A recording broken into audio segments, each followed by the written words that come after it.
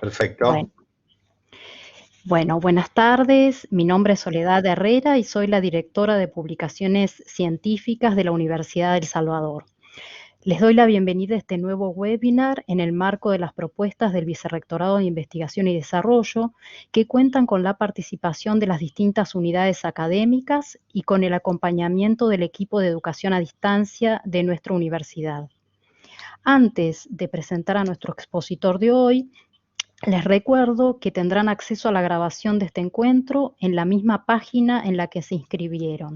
También que para mejorar la conectividad se encuentran apagados los micrófonos y cámaras de los asistentes, teniendo como canal de comunicación el chat que ya estuvimos usando.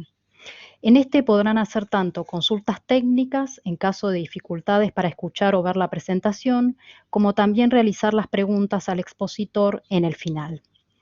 La idea del encuentro de hoy es que la exposición dure alrededor de 45 minutos y destinar luego 15 para responder sus preguntas.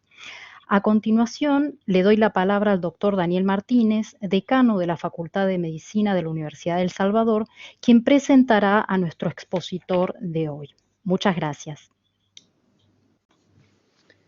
Buenas tardes a todos. Muchas gracias, Sol. Muchas gracias por la espera. Muchas gracias, doctor, por venir a este encuentro y este espacio tan importante que es para nuestra Facultad de Medicina de la Universidad de El Salvador.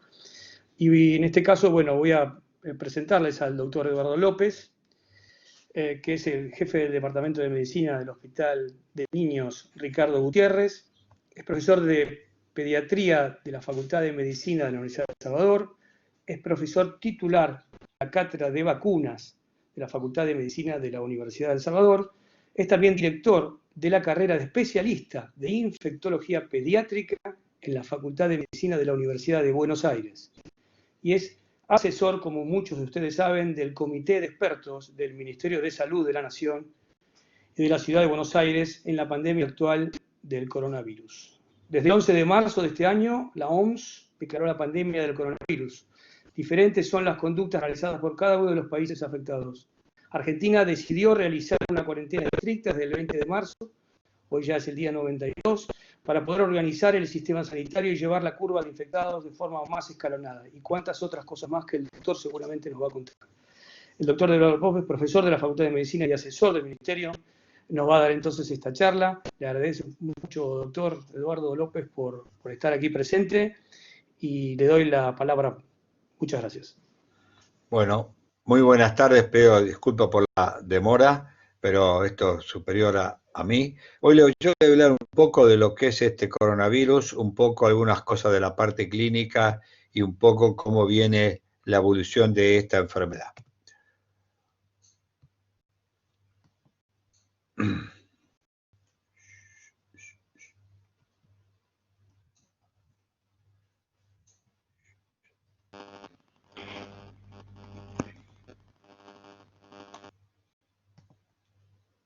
Bien, ustedes saben que este coronavirus tiene una característica con casi todos los virus que tienen unas proteínas que son estas que ustedes ven aquí, que son proteínas que se utilizan para las uniones a nivel del receptor, que son la llamada proteína S, que tiene alrededor de 150 kilodalton, que esto es lo que te permite acceder al epitelio respiratorio y unirse al receptor y está linkado por uniones osciladas.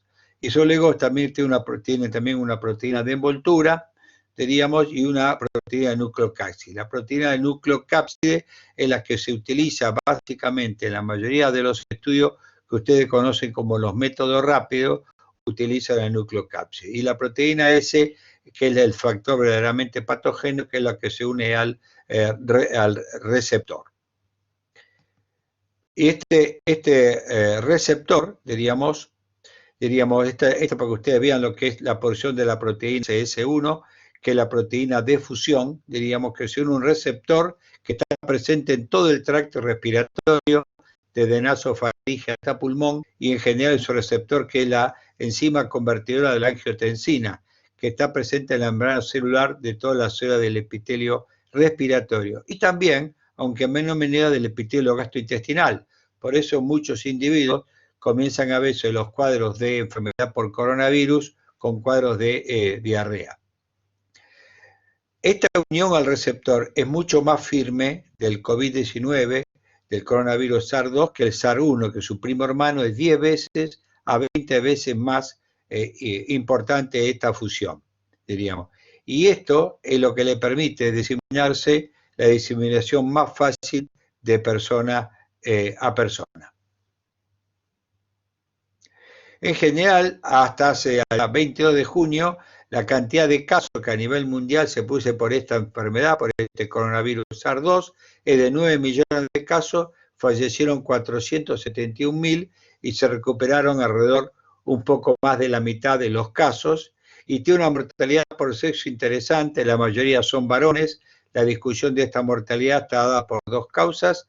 La primera causa es probablemente porque las comorbilidades son más frecuentes en varones que en mujeres, y en segundo lugar, porque aparentemente el cromosoma X le permite al individuo que es afectado a producir mayor cantidad de anticuerpos, diríamos, y más rápidamente. Por eso cuando ustedes ven y sacan anticuerpos de la misma periodo de evolución a mujeres y varones, las mujeres tienen tanto la enfermedad leve como enfermedad grave, mayor título de anticuerpos y producen más rápido. Entonces, esa es una de las explicaciones. Y la otra explicación es que el cromosoma S está ligado a algunas respuestas inmunológicas, diríamos que al tener dos cromosomas X favorecería eso. Hay un porcentaje de recuperación de un 90% y la mortalidad mundial es alrededor de un 9%. O sea, es una mortalidad mundial que si ustedes analizan no es tan alta, diríamos es bastante parecida al de la gripe y en menor cantidad que su primo hermano, el SARS-1, que tiene una mortalidad un poquito más elevada del 10%. Y miren ustedes, esta es un dato muy reciente. Fíjense ustedes lo que es cómo se van evolucionando los conocimientos médicos a través de una pandemia. Esto era la cantidad de muertes, fíjense ustedes, al comienzo de la pandemia, fíjense ustedes, casi un 30% al comienzo, y luego cómo la recuperación fue mejorando, el tratamiento, el diagnóstico precoz y demás, y hoy la mortalidad ha disminuido francamente, lo que revela claramente que cómo el progreso médico ha avanzado en esta enfermedad. ¿Cómo se disemina este virus? Este virus en general se considera que es una diseminación principalmente de persona a persona y básicamente personas que tienen un contacto estrecho, cercano entre ellas, dentro de los 6 pies o alrededor de los 2 metros. Y en general, si bien hay alguna discusión si pueden realizarse las partículas, la mayoría de los autores consideran, diríamos, que las partículas de 5 micrones, que son partículas grandes, que se produce cuando una persona infectada tose o estornuda, habla o expectora. Estas gotitas pueden llegar a la boca, a la nariz de las personas que se encuentran cerca y entrar en los pulmones al respirar.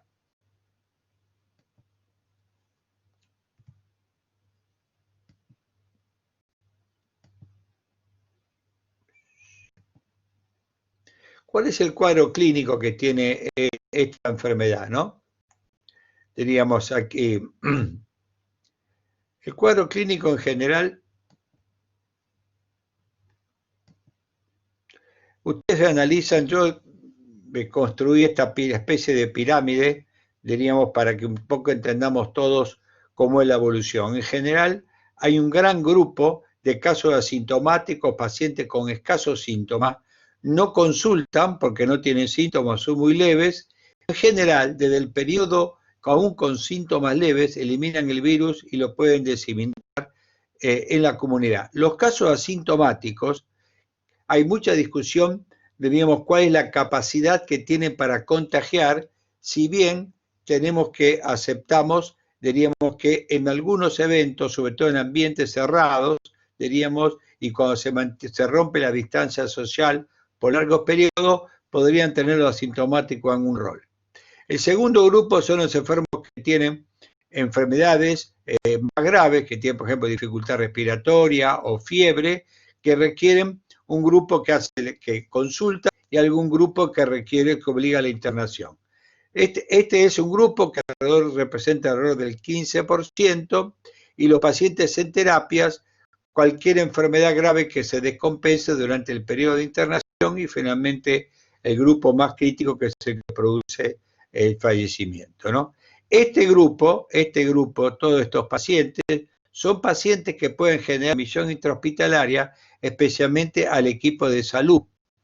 Aunque lo que se ha visto en muchas veces, el equipo de salud, especialmente en Argentina, tiene una transmisión horizontal. Esto significa que se transmiten en general, nos transmitimos entre nosotros o entre el equipo de salud, y no tanto transmitiéndose de un enfermo hacia nosotros.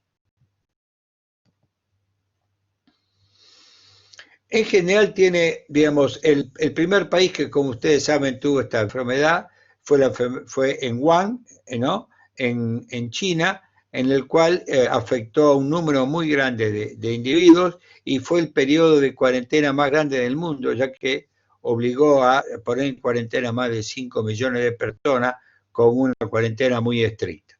La enfermedad tiene un periodo de incubación de 2 a 11 días, y la media es de 5,4 días, y el 97,5% de los síntomas comienza hasta el día 11.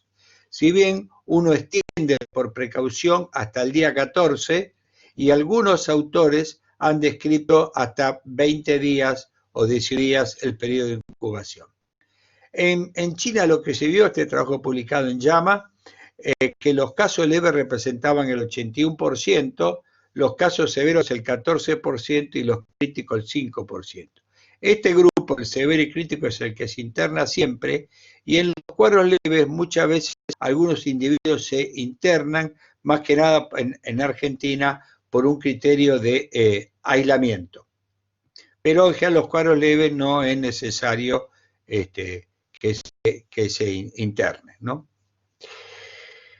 Y fíjense ustedes que el porcentaje, cuando uno tiene una verdadera pandemia, como los casos que se confirman, fíjense, esto es por técnicas de PCR, que como se hace el diagnóstico, en el 62%, pero hubo un grupo grande que también se hicieron por casos sospechosos, y un porcentaje aquí bajo de asintomáticos del 1%.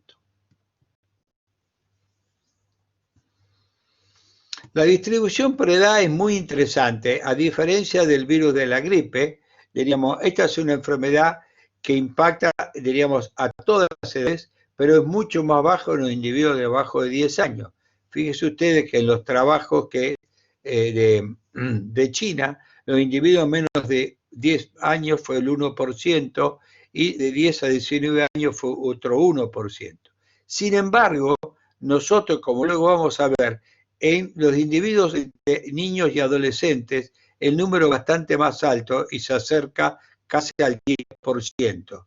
Probablemente esto está vinculado, diríamos, a algunas características interesantes de cómo es la tasa de ataque y en qué franja etaria está afectando a Argentina. La gran mayoría en China fueron individuos de 30 a 79 años, ¿no? Con un 87%, y de 20 a 29 años con un 8%. Nuestra tasa de ataque es un poco diferente, como luego ustedes van a ver aquí. En general, ¿cuánto es la mayor infectividad? Que son todos los temas que se discuten cuando uno tiene que aislar enfermos y demás. En general, la mayor carga viral se observa en los primeros días de enfermedad, especialmente en los primeros 5 días de enfermedad, diríamos. Pero hay un grupo de individuos que se llaman presintomáticos, que la primera descripción, esto se vio cuando fue, ¿se acuerdan ustedes? El famoso crucero, el Diamond Prince, que estuvo atracado en Fujiyama durante varios días en Japón, en el cual tenemos estos individuos presintomáticos que no presentan síntomas las primeras 24, 48 e incluso 72 horas, pueden tener una carga viral que elimine el virus. Los casos leves en general pierden muy rápidamente la carga viral y dejan de ser contagiantes los días 10. Por eso se ha cambiado alguna de las pautas como criterio de alta, que se decía que el individuo tenía que tener 2 PCRs separadas por un periodo no menor de 24 horas para dejar de ser contagiante, y hoy por hoy se sabe que un individuo de casos leves, y algunos hablan de los casos moderados, luego de 10 días ya no tienen carga viral. Puede recuperarse la PCR, diríamos, en la nasofaringe o en la orofaringe, pero no encontramos partículas virales infectantes. Esos individuos que tienen la PCR positiva de los casos leves, cuando uno va a cultivar el virus no se recupera, el virus infectante, lo que revela claramente de que en los casos leves, luego de 10 días, el individuo deja de ser contagiante. Nosotros en Argentina damos de alta al día 10 y lo mantenemos en cuarentena hasta el día 14 por un tema más de seguridad. Estoy siempre hablando de los casos leves y algunos hablan de casos moderados.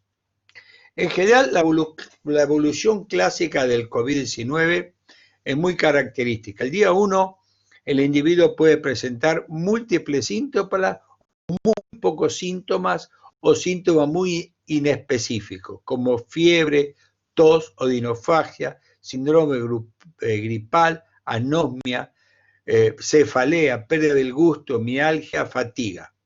En general, en este momento el CDC decidió, diríamos, uno tiene los recursos para estudiar la gran cantidad de individuos, porque en general se vio como al principio de la pandemia se creía que la fiebre era un síntoma princeps, el síntoma que siempre iba a estar presente. Sin embargo, cuando uno empieza a estudiar a los enfermos, la fiebre en adultos está presente solamente en el 60% de los casos y en chicos solamente el 40%. Y el otro dato, que muchos de estos síntomas se pueden dar en forma individual y recién en la evolución comienzan a aparecer otros síntomas asociados. El otro dato, que no es una fiebre muy importante, sino es una fiebre de tipo leve a moderada, 36, 38, 38 y medio, no más de eso, por lo tanto, y responde muy fácilmente a las drogas antifebriles, antitérmicas, con lo cual esto hace que a veces se retrase el diagnóstico. El día 5 al 10, diríamos, son los periodos donde el individuo puede comenzar a tener el impacto respiratorio, y el impacto respiratorio tiene un dato importante, que es la saturometría y la dificultad para respirar. La saturometría es un dato precoz, dentro de los datos que tiene alcance del manejo clínico, y la dificultad para respirar. El día 6 al 10 es donde aparece la mayor cantidad de complicaciones, es donde los pacientes se internan en un 15 a 20% y tienen el riesgo de síndrome de respuesta inflamatoria y síndrome agudo respiratorio tipo adulto. Y el tipo de terapia es variable, por ejemplo, en la ciudad de Buenos Aires alrededor de 15 días, diríamos, pero también puede ser mayor en este tema.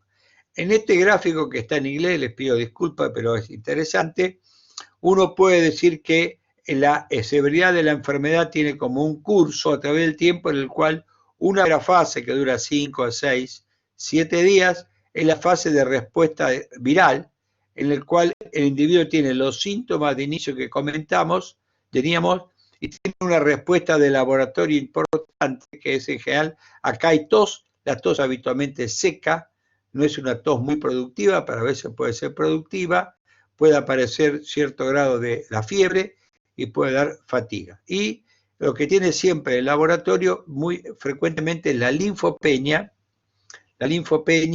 y a veces aumenta el dímero D, diríamos, y aumenta la PCR. Esta es una fase que luego va lentamente evolucionando, no en todos los casos, en un porcentaje menor del 20% de los casos, hacia una respuesta inflamatoria aumentada de parte del huésped, donde el pulmón es el órgano blanco por excelencia.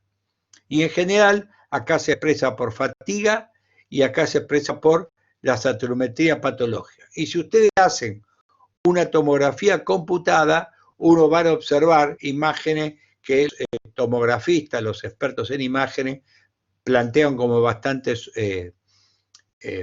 características del coronavirus.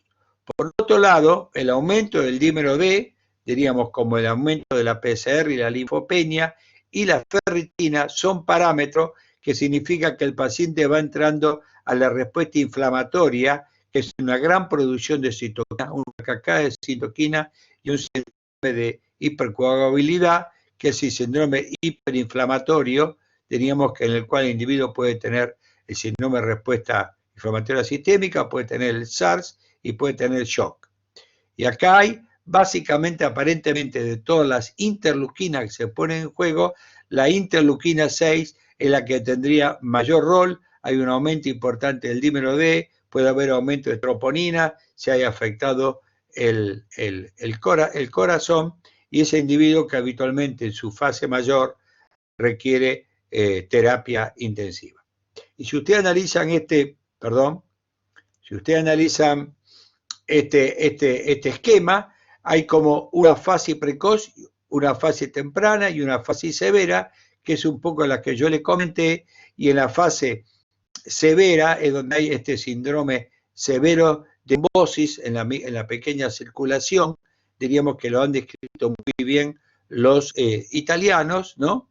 Y la fase temprana es una fase que habitualmente es una fase de activación de macrófagos y de células T, diríamos, a veces aumenta el interferón, pero es una fase que si se queda aquí, en general no hay mayores riesgos de enfermedad. Y luego viene, si fabrica anticuerpos rápidamente el individuo, no pasa habitualmente o pasa con mucha menor cantidad a la fase severa, que es la de respuesta inflamatoria y de activación macrofágica, coproducción de ferritina y demás. Esta es una experiencia de Estados Unidos, publicado también recientemente, cual, fíjense ustedes, todos los pacientes, 60% fueron varones, diríamos, que exactamente pasa igual en todas las series, ¿no? Y a su vez los varones son los que tienen más tendencia respiratoria mecánica, 70%. En segundo lugar, un dato que no estaba descrito en los chinos fue la obesidad, que pasaron a terapia y escribieron resistencia metabólica mecánica un 41%, y el tercer dato, que creo que es importante, que la mitad de los individuos que tuvieron que internarse tenían hipertensión. La diabetes fue en menor cuantía, 25%, y también el asma un 12%. La enfermedad pulmonar crónica, el COP, fue solamente un 5% y no tuvo impacto sobre que los pasaron a terapia intensiva ni que requirieron enfermedad respiratoria mecánica. En cambio, la hipertensión sí, y la obesidad también. Y obesidad se incorporó recientemente con un factor de riesgo, no estaba presente anteriormente. Cuando uno mira los datos de laboratorio y los datos de preocupación, la linfopenia es el dato más constante. Video en la mayoría de los individuos, menos de 1.500 linfocitos, en el 90% de los presentes. En segundo lugar, el otro dato importante es el aumento de la ferritina, en un 66%, 43% de la proteína C reactiva y el dímero de 36%. O sea, los datos que encontró Estados Unidos con respecto a los síndromes de alteraciones en la coagulación, el dímero D está en los americanos menos. Y esto, que el aumento de las transaminasas hepáticas, los italianos le llaman, que vieron en un grupo de casi el 50% de los pacientes lo que ellos llaman la transaminitis, un nombre bastante interesante para entender las transaminasas hepáticas. Esta es una placa leve de una característica placa de COVID-19. Ustedes lo ven, una imagen que si ustedes la ven con cariño, parece una imagen de virus mirilado, focalizado, subpleural, como ustedes lo ven muy bien acá, con líquido en ambos pulmones. No hay una imagen concreta de consolidación, ni lobar, ni segmentaria. Y esta es la fase que uno, dice los tomografistas, que si uno ve esta imagen en la pandemia, este diagnóstico y tuvo una alta correlación con PCR positiva. En cuadros más severos, ustedes ven acá el pulmón, esto es una imagen al día 5, fíjense ustedes, severidad grave de un paciente que requirió de 52 años, asistencia respiratoria mecánica, y acá es a los 19 días de evolución cómo va curando, pero todavía con bastantes imágenes patológicas en pulmón. Hoy por hoy se discute cuánto es la magnitud de las secuelas pulmonares, pero algunos autores ya consideran que es posible que el COVID, por lo menos en el corto plazo, en un grupo de pacientes, puede dejar algún área de fibrosis pulmonar. Viendo esto al día 20, uno puede imaginarse que es posible que algún grado de fibrosis en algunos pacientes pueda quedar. Obviamente los pacientes que son respirados también tienen enfermedad por la asistencia respiratoria mecánica en sí misma. ¿Cómo es el diagnóstico de COVID? En la fase aguda, la única técnica diagnóstica es la Real-Time PCR, que es el método que se utiliza, ya sea por hisopado nasofaríngeo, hisopado de fauces. Algunos autores hacen también en saliva, pero está mucho menos familiarizado y estandarizado la técnica de sacar saliva versus el hisopado nasofaríngeo y faucial. La técnica es muy fácil, el kit viene con un hisopadito que es muy fácil de realizar, y en general, como dije antes, hasta un 16% de los casos, según los trabajos, se puede detectar el virus 48 o 72 antes del periodo de síntomas. Y en general, esta PCR, según el kit, se puede detectar de copias tan bajas como 100 a 1000 copias según el kit.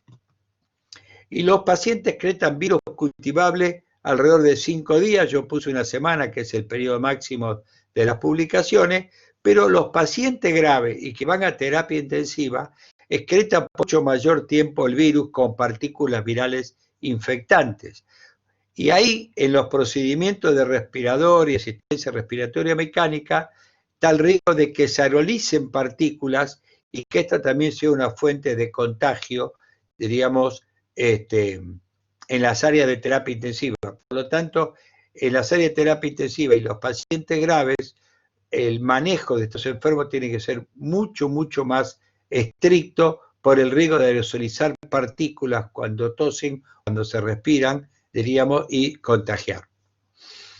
El otro dato interesante, que lo que se vio, que la partícula de PCR se puede detectar RNA viral por largos periodos de tiempo, pero no significa que sean partículas virales infectantes, sino son como restos, diríamos, como si fuera una cicatriz genómica del virus que la deje en orofaringe o esofaringe. Porque estos individuos, cuando uno los estudia, lo que se observa es que el virus, cuando cultiva, el cultivo es negativo. Esto lo vio muy bien la gente del Muñiz, en el cual vio que al día 7 o al día 10, enfermos de cuadros leves, le hacían la PCR para el concepto del alta, porque uno dice hay que hacerle PCR negativa, para el concepto de alta, y vean que eran positivas casi en el 70% de los casos al día 7. Y al día 14, inclusive, algunos eran positivos alrededor de un 20, 25%, 30%, y sin embargo, los individuos estaban sentados en la cama esperando que le dieran el alta, y entonces, a partir de este y de otros trabajos, se reconoció que en los cuadros leves no se requiere el concepto de PCR negativa, sino lo que se llama alta clínica. Entonces, se lo de alta al día 10 y se lo mantiene en cuarentena hasta el día 14, en su domicilio. Pasamos un poco al tratamiento. El tratamiento antiviral específicamente no se ha demostrado que ningún esquema terapéutico haya sido eficaz.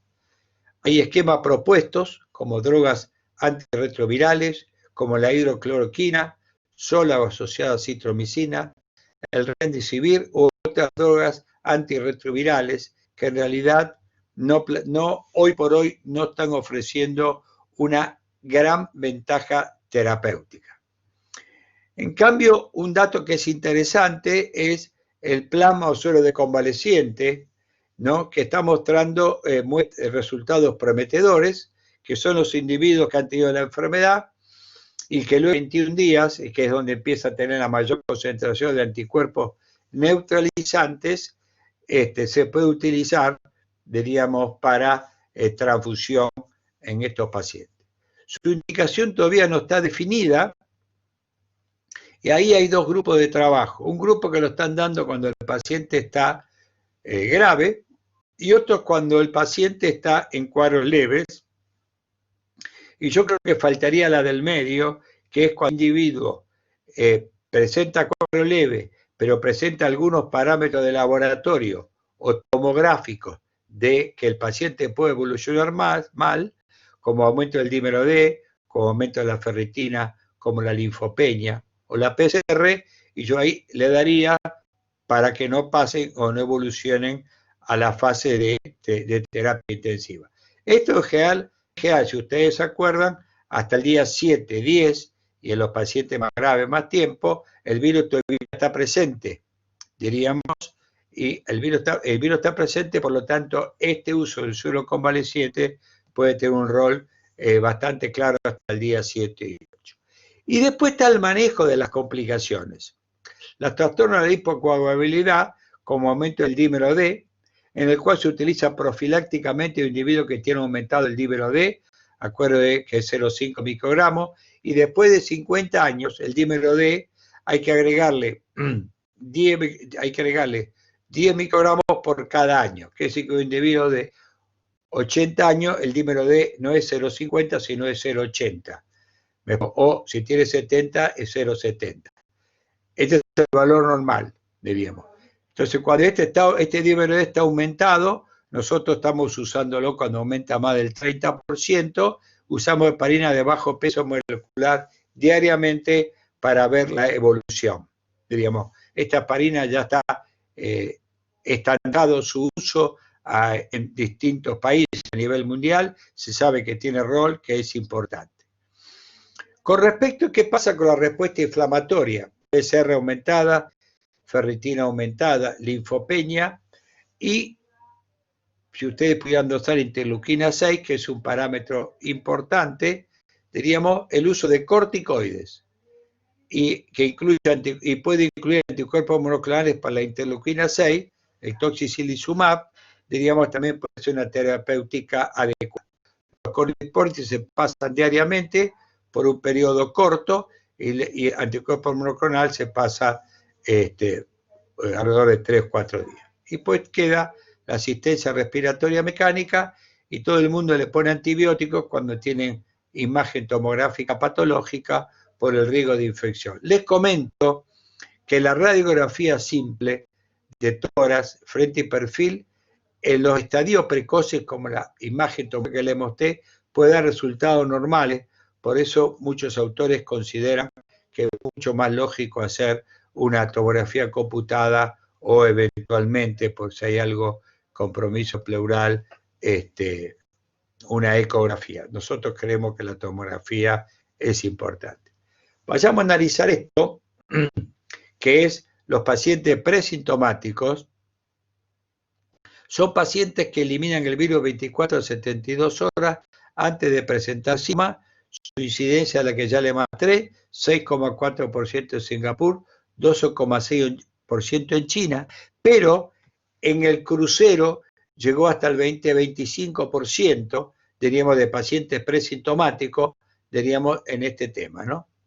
Y en general, este tipo de contagios ocurre sobre todo en pequeños conglomerados de 2 a 5 personas, diríamos, y es un grupo a tener en cuenta, porque son pacientes que eliminan el virus, no tienen síntomas, y al cabo de 24, 48, 72 horas pueden dar síntomas. Y acá tienen ustedes, perdón,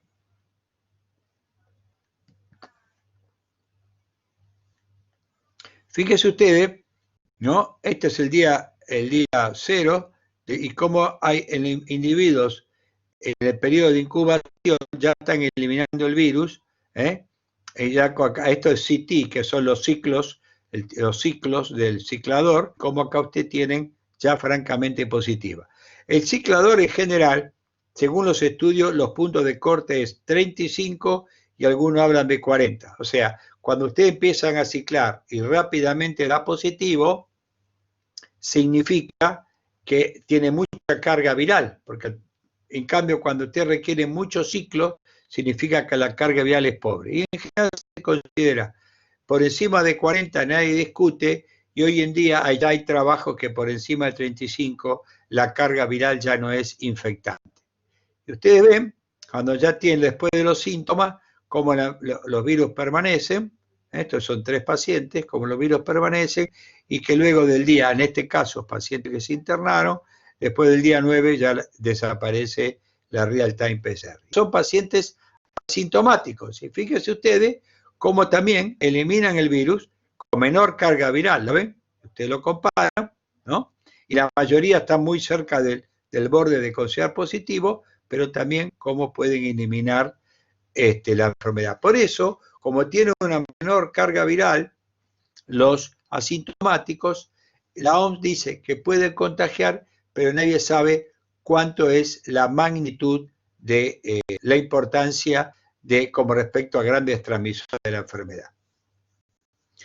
Después tenemos la evidencia de infección en contactos estrechos, y estos todos son los que son contactos estrechos. Los más importantes son los convivientes. En segundo lugar, trabajar en ambientes cara a cara, personal de salud y viaje con asientos continuos y transporte público. El viaje con asientos continuos se considera que el viaje al lado o en el asiento de atrás tienen riesgo de contagiarse si hay un individuo enfermo en este aspecto.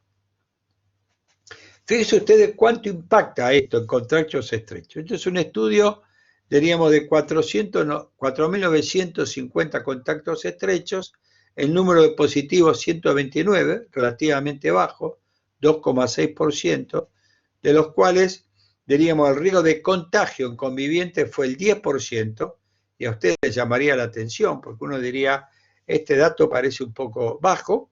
Sin embargo, algunos autores lo llevan hasta el 15%, aunque con las esposas llegan al 26%, pero el riesgo de contagio en convivientes es menor que si ustedes tienen el riesgo de contagio en reuniones o de trabajo en ambientes cerrados, que puede llegar hasta el 35%.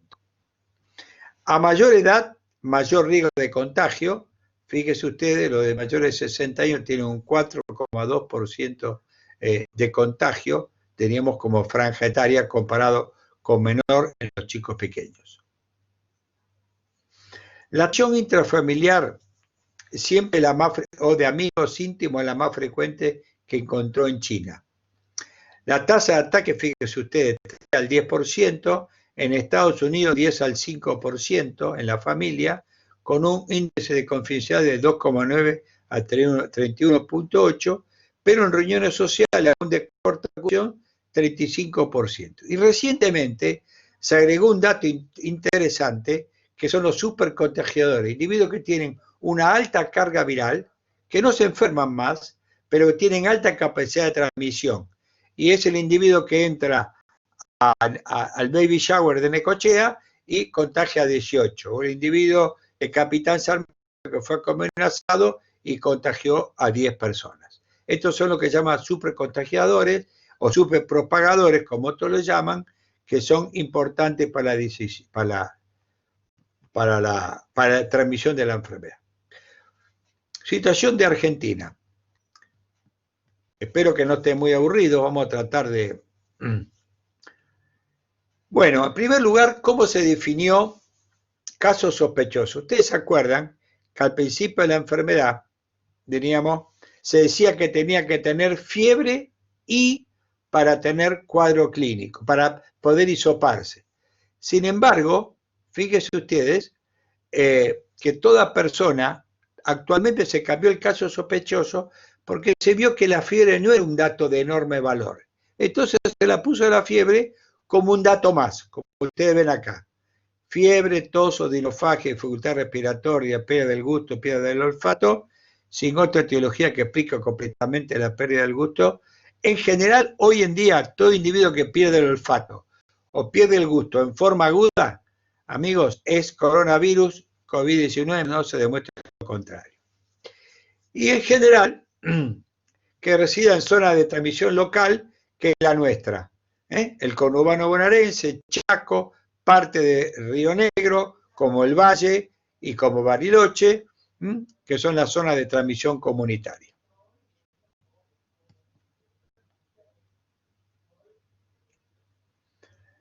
Contacto estrecho se los considera ya 48 horas previa al inicio de los síntomas del caso. Entonces, yo lo voy a pasar muy rápido porque creo que esto todos lo saben.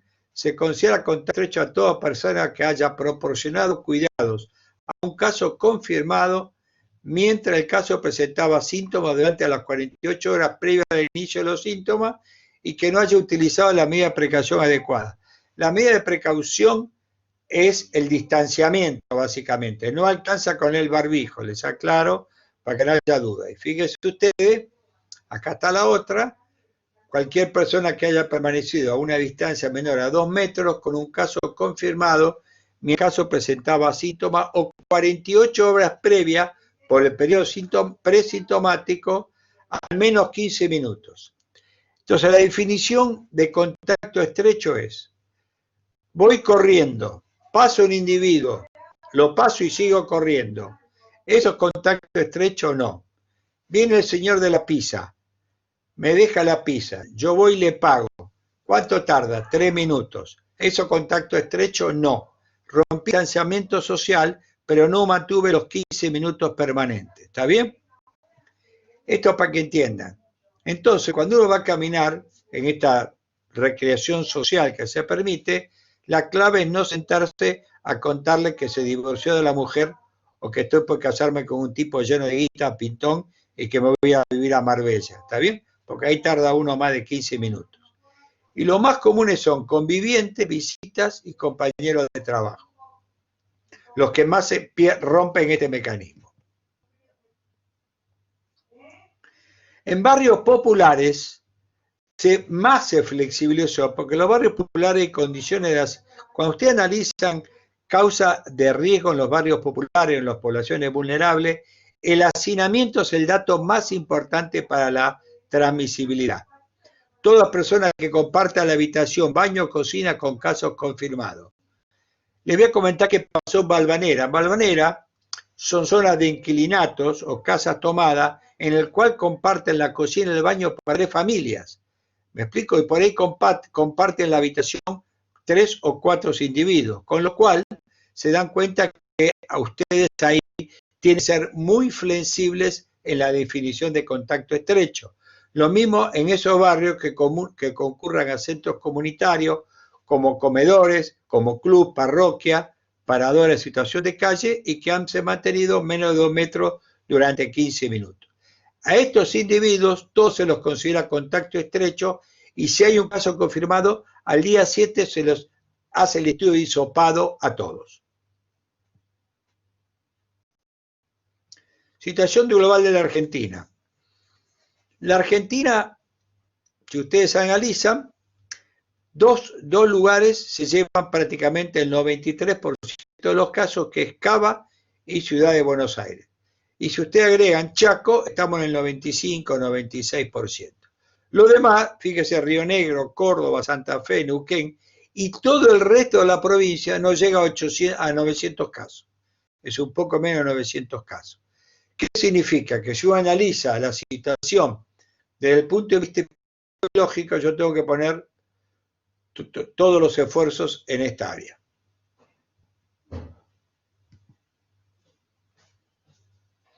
Y si usted lo habla, confirma, prueba, miren ustedes qué interesante.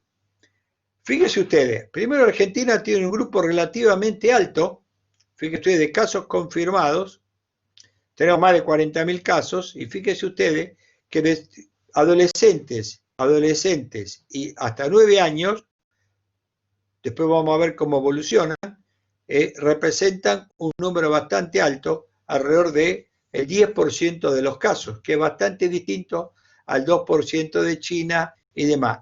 ¿Esto sabe por qué está dado?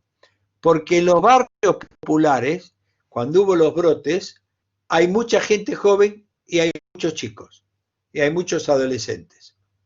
Y el otro dato interesante, de 20 años a 49 años, tenemos el 60% de los casos, con un pico entre 30 y 40 años. Fíjense ustedes que esta edad es mucho más jóvenes que lo que tiene China, que la media estaba entre 40 y 50 años. Y Estados Unidos también. En cambio, tenemos mucho menos en edades mayores.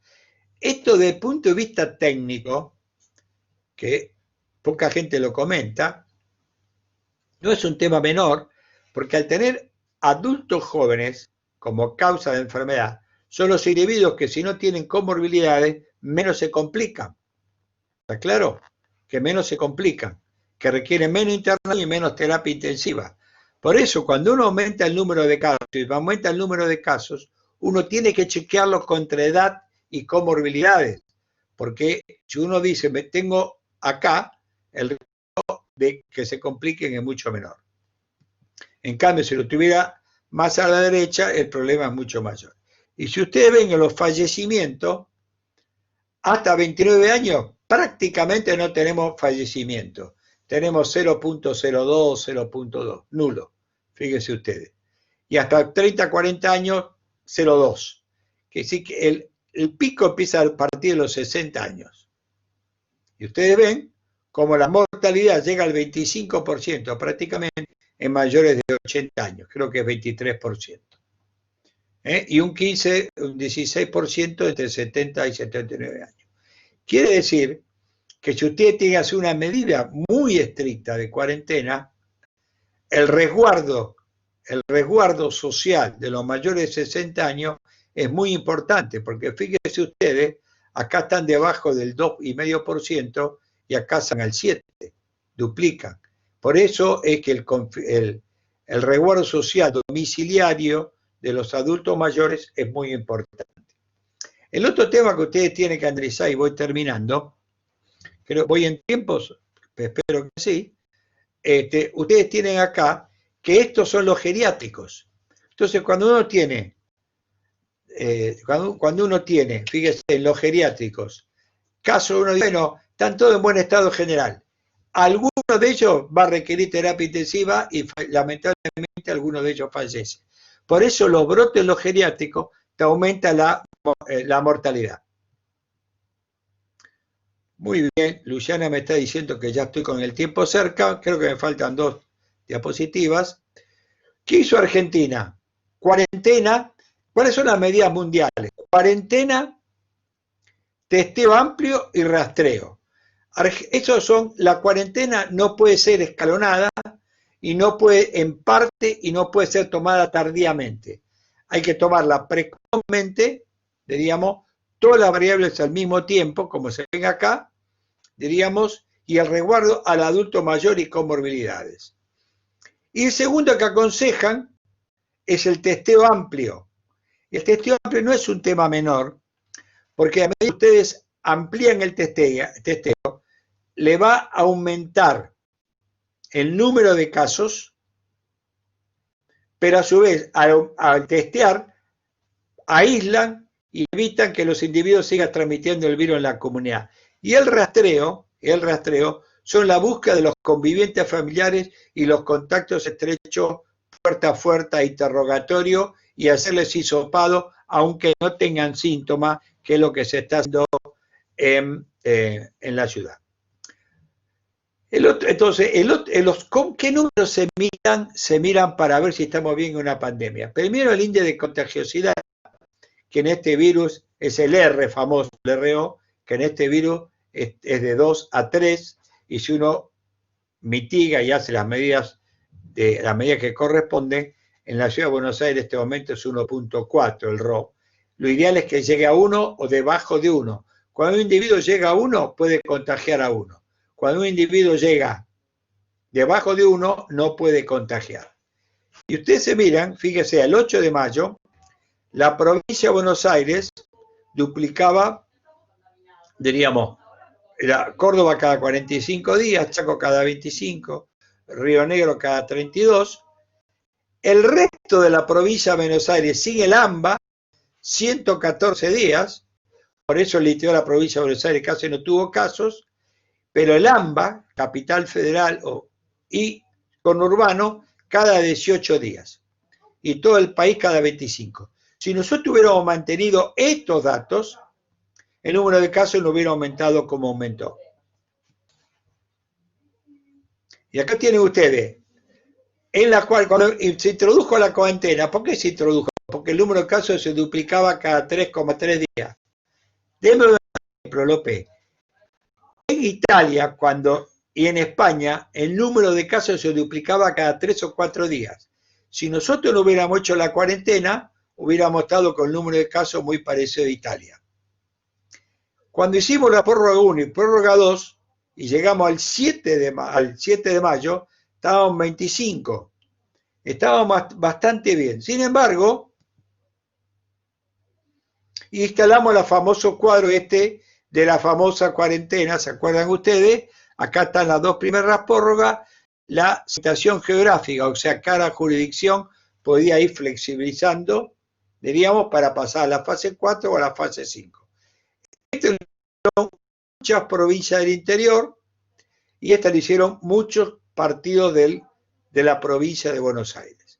Pero el AMBA se quedó acá y Chaco tuvo que ir para atrás. Y ahora van a ver un poco qué ocurrió para que nosotros estuviéramos preocupados en los últimos 30, 40 días. Aparición de casos en barrios populares, tanto en Cava como en el conurbano. Casos importantes en geriátrico, esto impacta directamente sobre la cama de terapia intensiva y de mortalidad. Una cuarentena imperfecta, cuarentena muy larga, la gente hizo fatiga social y la empezó a incumplir. Mejoramos mucho los testeos, quizás tarde, después lo vamos a discutir, el plan detectar. El plan detectar es testear, aislar y rastrear. Y empezó a ver el aumento, como era lógico, de las camas de cuidados intensivos. Y miren ustedes, en este slide, esto es como venía la curva, fíjense ustedes, en la ciudad de Buenos Aires, dentro de los barrios. Pero aquí, el 24 de abril, empezó el primer caso en los barrios populares y miren cómo aumentó en forma espectacular el número de casos, ¿lo ven? Cómo impactó en los barrios. El primer barrio fue la Villa 31, Padre Mujica, después Padre Richard Duley, que está frente a la cancha de mi querido San Lorenzo, y esto fue lo que impactó notablemente con mucho hacinamiento, y hubo que ir a trabajar y testear con el plan de detectar en el barrio. Pero miren ustedes cómo rápidamente con el plan de detectar, cómo bajó rápidamente en los barrios vulnerables, pero se mantiene en el resto de la ciudad de Buenos Aires. Y finalmente, para terminar, si nos enfermamos todos si esta enfermedad la dejamos lo que hicieron en Inglaterra y algo en Brasil, que es que nos contagiemos todo un poco, nos contagiemos para generar la inmunidad de rebaño. ¿Podrá ser cierto? Miren ustedes, la inmunidad de rebaño en Nueva York, 20%, después del gran brote. Londres, 17%. España, fíjese, Madrid, 11%. China, Wuhan, 10%. Boston, 9%. ¿Qué significa esto? Que es una pobre inmunidad de rebaño. Porque para que ustedes inmunidad de rebaño no se produzcan casos el año que viene, si el virus sigue circulando, aunque en menor medida, tiene que estar por encima del 70% para que no haya inmunidad de rebaño. ¿Qué significa esto? Que si esto se repite en todos los demás países, la vacuna va a ser clave porque no nos va a alcanzar la pandemia para quedar inmunizado si el virus sigue funcionando. Nada más y muchas gracias. Muchas gracias, doctor. Bueno, vamos a abrir a la parte de preguntas y la primera pregunta es del doctor Daniel Martínez, que se la quería hacer. Sí, Eduardo, ante todo, felicitarte. Realmente ha sido muy claro, brillante la presentación. Acá hay profesionales, alumnos, hay gente del público en general, has sido muy, muy claro en tu presentación, la verdad que te felicito. Quería preguntarte, bueno, aportar que en los pacientes agudos del hospital, que están preocupados estamos, han salido estos artículos sobre los corticoides en cuadros graves que están funcionando muy bien, como lo hizo en su momento, recordás, el doctor Julio Sergio González Montaner en Canadá con los pacientes con neumonías por neumocistis carini, y el corticoide funcionó también en esos cuadros. Lo mismo el plasma, algo que se remonta en el año 70 cuando la fiebre hemorrágica argentina se descubrió el donante de plasma y sirvió para que la mortalidad bajara violentamente. Así que bueno, esos dos puntos quería destacar de las tantas cosas que has dicho y hacerte esta pregunta puntual. Yendo a futuro, yo sé que no sabemos qué va a pasar mañana, ¿no? No podemos hacer futurología, pero en los colegios primarios y secundarios del hemisferio norte se está estudiando un modelo israelí para volver 10 días no ir y 4 días ir, en grupos de 2. Hay otros que hacen en España en las universidades, están haciendo según coeficientes de ocupación. ¿Qué nos puedes decir para nosotros que estamos aquí en la universidad? Hay muchas autoridades. ¿Qué nos podés alentar para un sistema que podamos volver, por supuesto con todas las medidas que ya sabemos que vamos a tener, nunca vamos a volver igual que antes, pero ¿nos podés decir algo de eso? No, en realidad la vuelta a la universidad depende mucho de cuál es la facultad. Hay facultades que pueden volver más fácil y otras más difícil. Lo que parezca mentira, medicina es una de las más difíciles porque requiere las unidades hospitalarias, diríamos, y el contacto finalmente con pacientes, ¿no? Pero yendo en general, diríamos, a mí me gusta bastante el modelo de Israel, diríamos, de ir compartimentalizándolo. Hay otro modelo que es el modelo de burbujas, de tal manera de que uno puede manejar, diríamos, como si fueran burbujas, y uno, bueno, este grupo va hoy, después deja venir, va al otro grupo, y así sucesivamente, de tal manera que si alguien del grupo se contagia, ese grupo es pequeño y no es toda una clase, ¿me explico? Entonces ese es un modelo que están usando bastante los alemanes, que es el modelo de burbuja para el comienzo de las clases. De todas maneras, las clases es una de las cosas que más tardíamente se habilitan, diríamos, vinculado por la magnitud de cantidad de individuos, y en Argentina hay un dato, Daniel, muy interesante. El 17% del transporte público lo utiliza el ciclo electivo.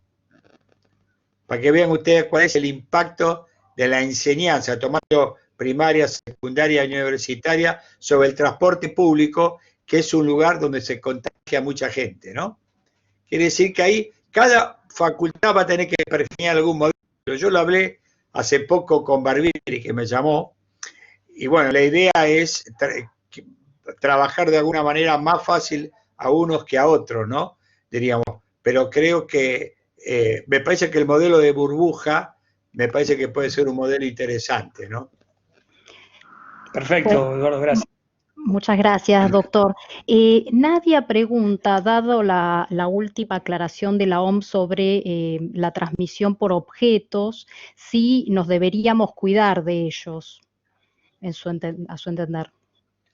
Bueno, en general, lo que dice la OMS es que no se ha demostrado transmisión por objetos inanimados, ¿no? Eso es lo que dice la OMS exactamente. La única duda que uno hay es si hay un paciente asintomático que puede recientemente toser y uno toca con la mano determinadas cosas y luego se lo lleva a la cara, nariz o a boca. Diríamos, esto tiene que ser un contacto muy cercano. O sea, si un individuo tose y pasan 2 horas, lo que dice la OMS, tocando con la mano eso no hay riesgo de contagiarse, ¿está bien? Pero si es muy instantáneo, la cosa cambia, por eso nosotros seguimos insistiendo en el lavado de manos y en el uso de barbijo, ¿no? En ese aspecto. Porque además el barbijo ayuda a no tocarse tanto la cara, diríamos, aunque otros dicen que uno se le acomoda tanto el barbijo que se toca muchas veces la cara. Sí es cierto, y fue un error de la OMS, fue decir que el barbijo no servía. Ustedes se acuerdan todos, al comienzo de la pandemia, Y lo que se vio cuando se empezó a estudiar el barbijo es un elemento protector. Realmente, definitivamente, no solamente para que uno no contagie, sino para que otro no contagie. Eso está bastante bien demostrado. Yo fui uno de los que insistía con el barbijo en las reuniones con mis amigos del grupo de expertos, y yo siempre dije una cosa, que la gente le iba a usar por default, porque sabía que se estaba usando en otros países, ¿cómo no se iba a usar ahora, no?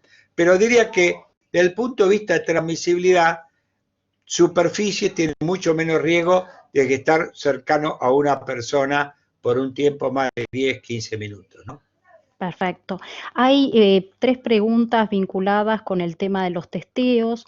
Por un lado, si, ¿por qué se testea tan poco en nuestro país? O pregunta Hernán y Silvia agrega si el testeo expandido no llegó un poco tarde. Y para completar, Luis dice que recientemente, bueno, apareció los test desarrollados en Argentina y si estos test tienen la misma sensibilidad y especificidad que el RT-PCR o son poblacionales y hay que confirmarlos con el PCR. Sí, yo la verdad que no puse la diapositiva de los métodos rápidos por tema de tiempo. Voy primero a los testeos. Yo creo que Argentina al comienzo testeó poco. Ustedes me han escuchado en la radio, televisión, creo que testeó poco. Y el plan de detectar y cambiar la sensibilidad del caso sospechoso es lo que nos aumentó los testeos. Cuando antes decía fiebre y yo le ponía un límite, porque si no tenía fiebre los tipos no se podían testear. Ahora ya la fiebre es un dato más. Entonces uno tiene tos y un poco de dolor de garganta se puede testear. Y si uno está en los barrios vulnerables o contacto estrecho se puede testear aunque tenga un solo síntoma. Pero Argentina, con el plan de detectar, pasó hace un mes de 3.000 y pico testeos a 6.200 de hoy, que sí que es un número bastante bueno al día de hoy. El tercer punto, ¿cuál era la otra pregunta? Los métodos rápidos. Sí. Los métodos rápidos en este virus es muy interesante. Normalmente ustedes saben que la IgM se produce antes, la respuesta primaria de título de anticuerpo, y luego aparece la IgG. En este virus, los dos aparecen casi simultáneamente.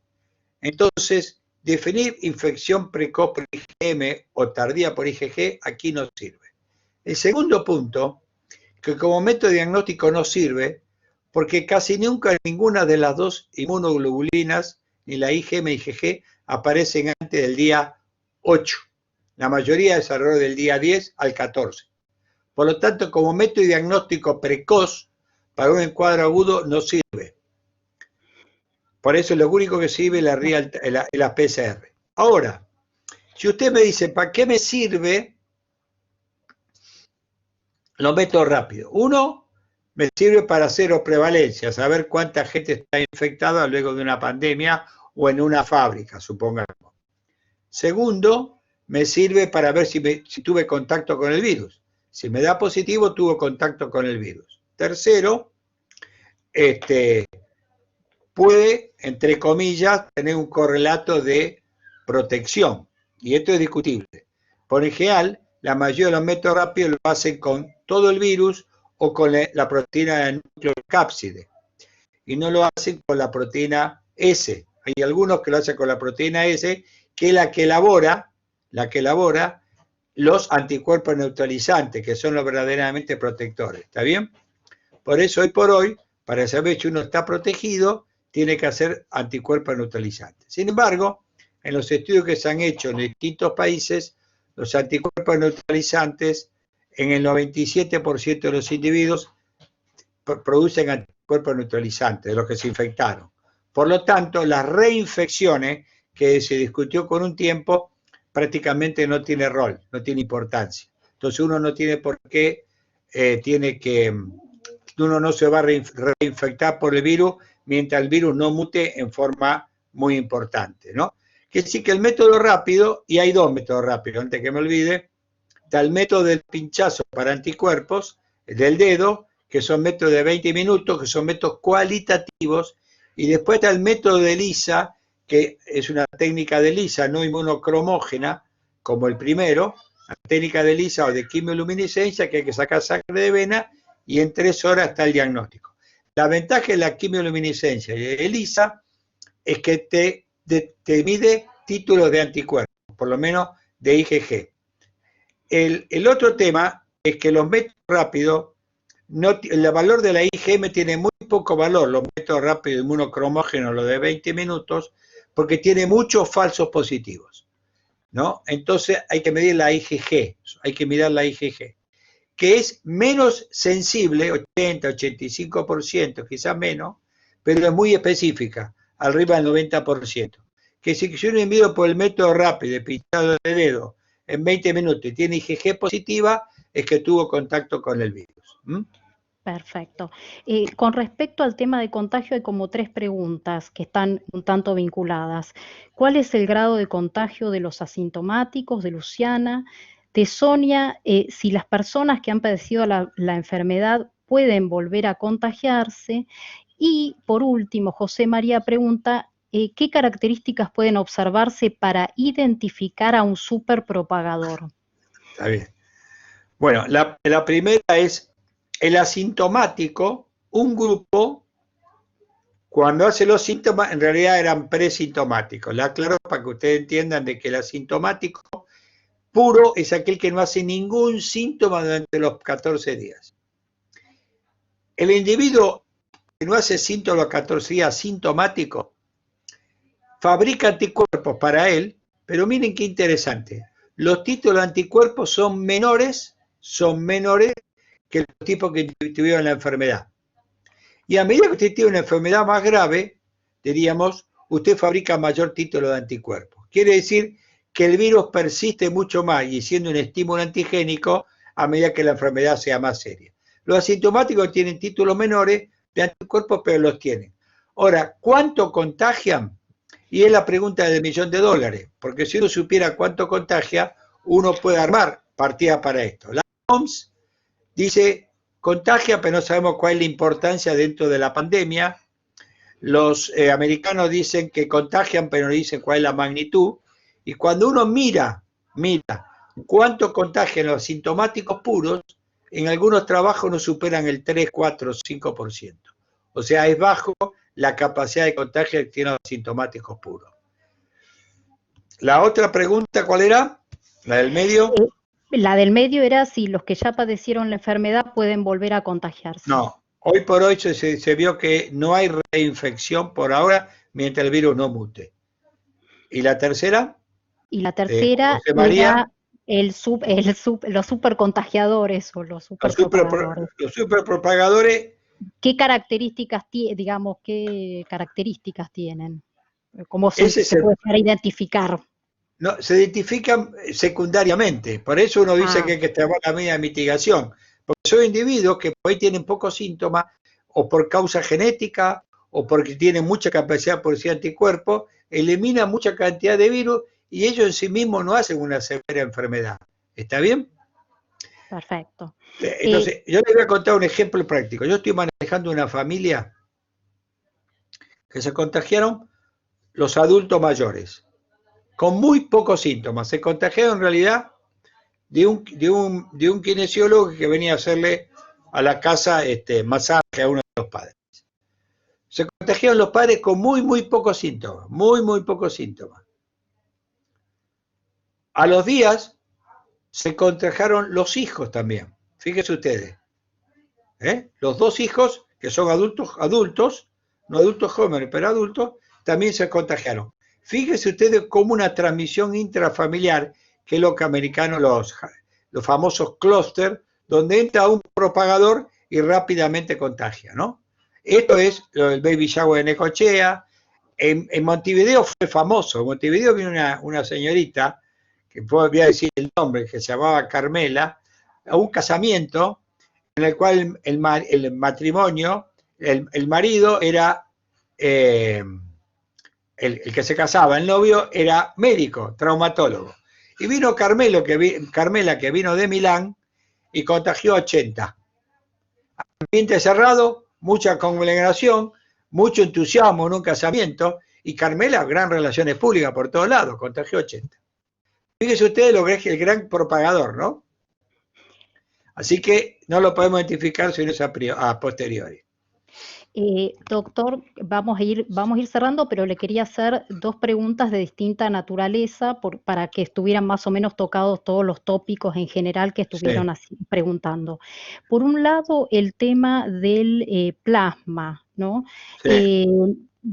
Pilar pregunta qué tan costoso y factible es el tratamiento con plasma o suero a convalecientes, ¿sí? Y esto sumado a Hernán, que pregunta si es sencilla la preparación del plasma, porque en Chubut no lo pueden hacer dice, por su proceso complejo.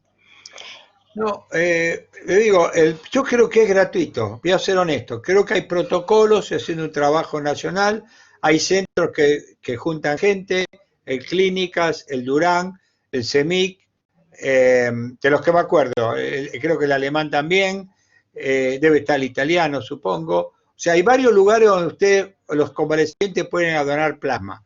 El proceso de concentrar no es muy difícil. No es muy difícil. Yo no lo conozco, pero no es muy difícil. Creo que por cada donación puede utilizarse hasta 5 o 6, a uno habla hasta 9 enfermos tratar. Creo que me parece que si hay un centro de hemoterapia en Chubut bueno, lo puede preparar fácilmente, el protocolo está disponible y realmente no es costoso, ¿eh? Perfecto. Y bueno, no podemos dejar de preguntarle, por eso les pido ya disculpas a los demás porque no hemos podido tomar todas las preguntas, pero dos, por un lado la de Angelina, si usted recomienda seguir con la cuarentena en el AMBA, y por otro lado de Eduardo, que está conectada, que pregunta qué opina de continuar con una cuarentena segmentada, focalizada en grupos específicos, no de edad, sino de riesgo, aislando individuos, etcétera. No podemos dejar de hacerle esa pregunta, doctor. El tema de la cuarentena es muy complejo, para dar una respuesta. Yo creo que volver a fase 1 hoy por hoy, tengo el pálpito, tengo la duda si la gente lo va a cumplir. Tengo dudas personalmente. Por lo tanto, creo que habría que buscar una buena cuarentena inteligente, ya sea segmentada por población o segmentada por área. Por ejemplo, el norte del conurbano bonaerense tiene muy pocos casos versus el sur actualmente. Entonces, por ahí uno podría segmentar de ese momento. Ahora, no hay cuarentena que sirva si no vamos a testear permanentemente y a usar el plan detectar, que es un muy buen plan, pero hay que hacerlo en forma sostenida y permanente, diríamos, de tal manera que uno pueda entrar. Creo que los grupos que uno más tiene que entrar en cuarentena son los adultos mayores y los pacientes que tienen comorbilidades, y estoy de acuerdo con eso creo que hay un área en la cuarentena que no es negociable para mí, son 3, yo se lo digo, los adultos mayores y con comorbilidades 1, los espectáculos masivos 2, y las escuelas, porque los chicos asintomáticos, hubo una pregunta por ahí, también contagian. ¿Está bien? Lo que pasa es que el chico no es un gran propagador como en la gripe. Usted en la gripe, el gran propagador es el chico de edad escolar, que lo trae a la casa. Acá son todos todos pueden contagiar, pero el chico, como tiene pocos síntomas y solo el 40% da fiebre, parece que fuera un chico sano con un poco de moco y contagia. ¿Está claro? Por eso el chico uno trata de retirarlo en ese aspecto, ¿no? Así Eh, que ese es el tema. Muchas gracias a todos los asistentes y le voy a dar la palabra nuevamente al doctor Daniel Martínez para que haga el cierre de este encuentro. Bueno, quiero agradecer a todos los que estuvieron participando, haciendo preguntas, tanto docentes como alumnos de toda la unidad académica y autoridades de la universidad y público en general. Agradecer al Vicerrectorado de Investigación y al PAD, que sin ellos no podríamos hacer este espacio tan lindo que nos enriquece a todos. Y bueno, y Eduardo, volver a felicitarte, agradecerte y felicitarte por la pasión por la que estás poniendo en esto, esta gana y esta terrible pasión es la palabra con la que contestás las preguntas. Y bueno, y te vemos a diario en la televisión y estás trabajando muchísimo para el bien de nuestro país. Así que en nombre de todos te damos un fuerte abrazo y muchísimas gracias por esta presentación, y gracias a todos. No, muchas gracias por invitarme realmente. La verdad que es un gusto dar esta charla para mi facultad y mi universidad. Así que gracias a todos por aguantarme. Muchas gracias.